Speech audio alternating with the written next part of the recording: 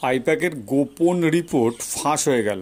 আপনারা সবাই জানেন যে আইপ্যাককে তৃণমূল দায়িত্ব দিয়েছে পশ্চিমবঙ্গে তারা যাতে আবার ক্ষমতায় আসতে পারে। 2021 সালেও তারা দায়িত্ব দিয়েছিল এবং আইপ্যাক খুব ভালোভাবে কাজ করেছিল। তৃণমূল আবারও তৃতীয়বারের জন্য ক্ষমতায় এসেছিল। সামনেই 2026-এ বিধানসভা ভোট, আর মাত্র কয়েক মাস বাকি।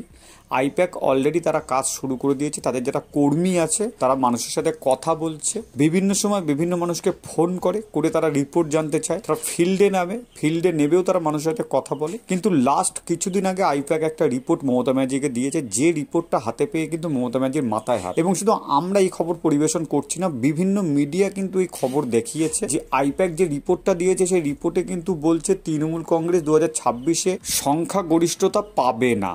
হ্যাঁ, আপনি ঠিক শুনছেন। আইপ্যাকের লেটেস্ট যে খবর, আইপ্যাক লেটেস্ট যে সংবাদটা তৃণমূল কংগ্রেসের সুপ্রিমো মমতা ব্যানার্জির হাতে দিয়েছে, সেখানে কিন্তু তারা পরিষ্কার বলছে যে 2026-এ তৃণমূল কংগ্রেস সংখ্যাগরিষ্ঠতা পাবে না এমনই মনে করছে আইপ্যাক। তৃণমূল যে জনমুখী প্রকল্পগুলো চালাচ্ছে, লক্ষ্মীর ভাণ্ডার থেকে শুরু করে আরও বিভিন্ন কিছু, সেগুলো আর মানুষের মনে প্রভাব ফেলছে না বলে আইপ্যাক দাবি করেছে। এবং বিজেপি যে ক্ষমতায় আসলে লক্ষ্মীর ভাণ্ডার থেকে 3,000 টাকা করে দেবে, এটা মানুষের কাছে পৌঁছে গেছে।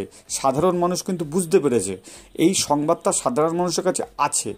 আইপ্যাক পশ্চিমবঙ্গের লাস্ট কয়েক বছর ধরে ঘটে যাওয়া যে অরাজকতা, আরজিকর মামলার কোনো ফলাফল হয়নি। গত বছর আজকের দিনে আরজিকরের মেয়েটাকে হত্যা করা হয়েছিল এবং তৃণমূল কংগ্রেস যেভাবে দোষীদেরকে আড়াল করার জন্যে ব্যবস্থা করেছিল, সেটা কিন্তু মানুষ দেখেছে। 26,000 শিক্ষক পথে আছে যারা ঘুষ দিয়ে চাকরি করেছিল। পার্থ চ্যাটার্জি জেলে আছে, যার টাকা বস্তা বস্তা টাকা খাটের তলায় পাওয়া গিয়েছিল।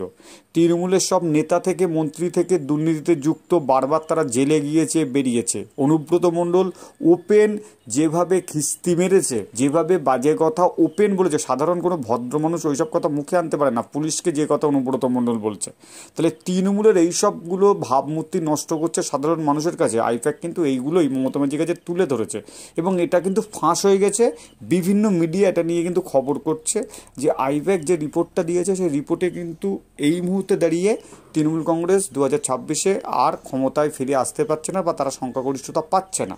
সেই কারণেই কিন্তু তৃণমূল কংগ্রেস ড্যামেজ কন্ট্রোল করার জন্য বাংলা ও বাঙালি নিয়ে রাস্তায় নেমে পড়েছে। বাঙালিদের অপমান করা হচ্ছে, বাঙালিদেরকে অত্যাচার করা হচ্ছে, এইভাবে কিন্তু রাস্তায় নেমে পড়েছে যাতে বাঙালি ইস্যুটাকে সামনে রেখে তৃণমূল কংগ্রেস বৈতরণী পার হতে পারে। আপনাদের মনে আছে হয়তো লাস্ট 2021 সালে কিন্তু তৃণমূল কংগ্রেস বাংলার মেয়েকে চায় এই বলে কিন্তু স্লোগান তুলে তারা কিন্তু পার পেয়ে গিয়েছে। মমতা ব্যানার্জির একটা বিতর্কিত যে তিনি অ্যাক্সিডেন্ট করেছিলেন, পা ভাঙা ছিল, সেটা একটা যেটা বিরোধীরা অন্যরকম কিছু বলেন যে পুরোটাই নাটক, তো সেইটা করেও কিন্তু মানুষের মন জয় করেছিল এবং জিতেছিলেন।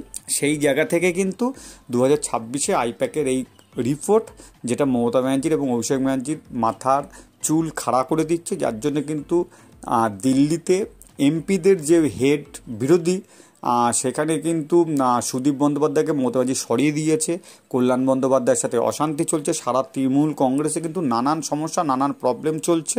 অভিষেক ব্যানার্জিকে দায়িত্ব দিয়েছে, এই নিয়ে কিন্তু তৃণমূল বেশ চাপে আছে। সব এলাকার এমএলএদেরকে দায়িত্ব দিয়েছে যাতে লোকাল সাধারণের সাথে একদম নিবিড় সম্পর্ক করা যায়। তৃণমূল কংগ্রেস আরও একটা নতুন প্রকল্প নিয়েছে, একদম ঘরের ভেতরে চলে আসছে প্রকল্প, যে আপনার সমস্যা পাড়ায় সমাধান, এই নিয়ে এইগুলো করছে মানুষের মন জয় করার জন্য। কিন্তু ভাব ভালো না, এটা কিন্তু তৃণমূল কংগ্রেসের সুপ্রিমো মমতা ব্যানার্জি এবং অভিষেক ব্যানার্জি কিন্তু বুঝতে পেরেছে।